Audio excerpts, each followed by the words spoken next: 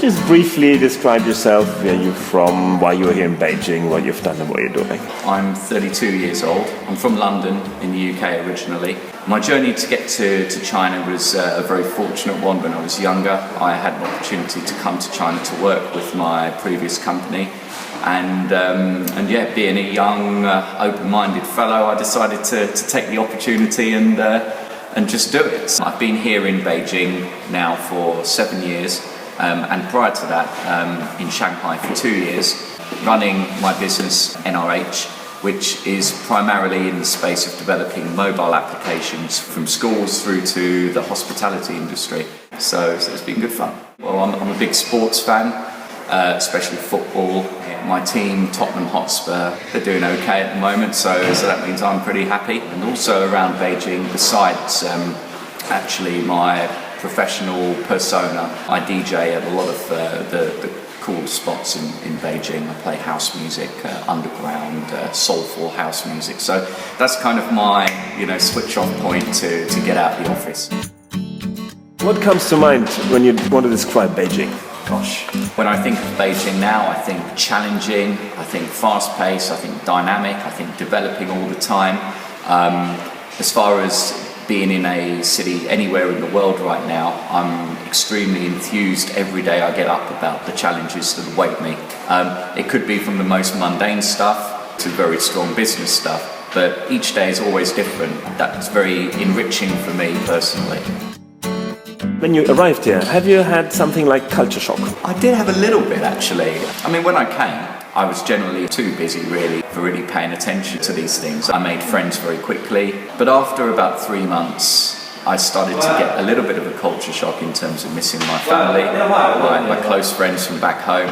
British food, although I'm not really sure that's got an awful lot going for it, but I've improved my cooking skills no end through just needing to.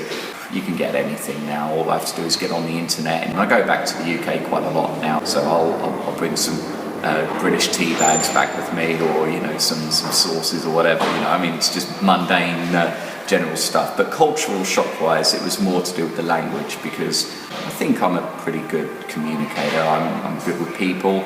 It's very important for my job to be good with people as well.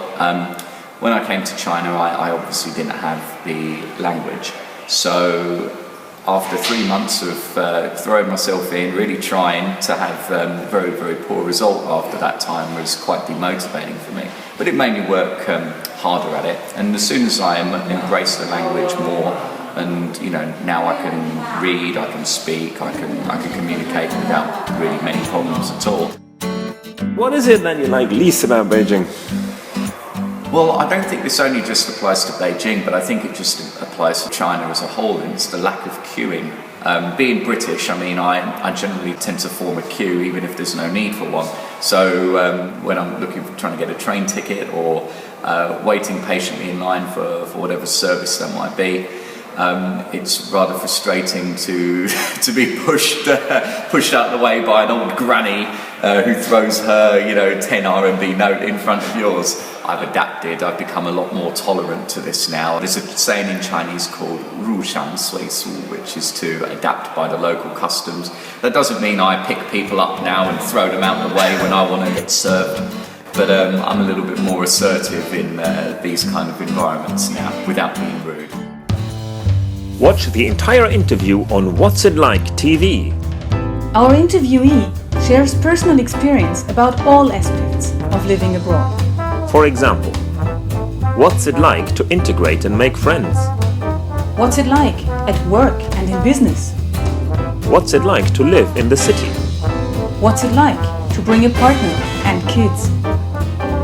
We have prepared for you hundreds of candid real-life accounts of expatriates who are actually there. It is almost as if you call them directly. So see you on What's It Like TV and get all your answers before you move.